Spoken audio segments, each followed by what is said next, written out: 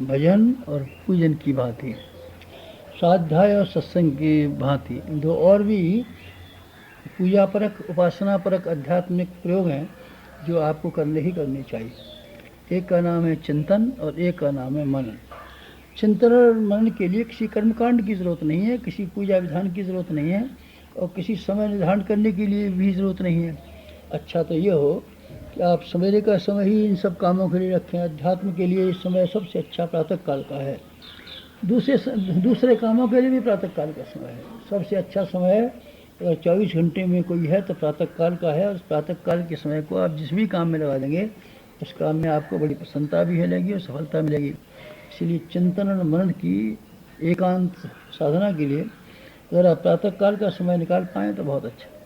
कदाचित प्रातः काल का समय निकालना आपके लिए संभव न हो तो फिर आप ऐसे करें, कोई और भी समय निकाल लें।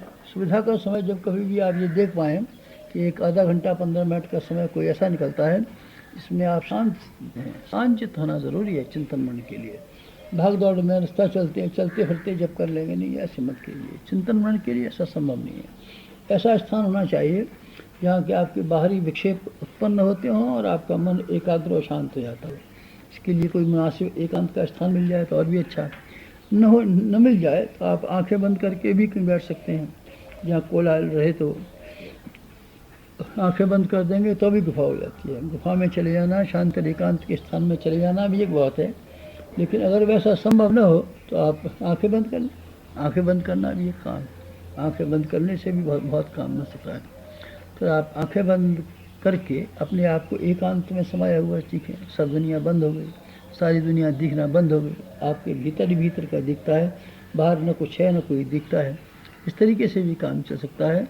इस चिंतन और मनन के अभ्यास के लिए आप कभी बैठ जाएं, थोड़ी देर शांत से बैठ जाएं। ये समझें हम अकेले हैं, अब कोई हमारा साथी और सहकारी नहीं है। साथी अपनी जगह पर, सहकारी अपने स्थान पर, कुटुंबी अपने स्थान पर, पैसा अपने स्थान पर, व्यापार अपने स्थान पर, खेती बाड़ी अपने स्थान पर, इन सबको अपने अपने स्थानों पर रहने दीजिए।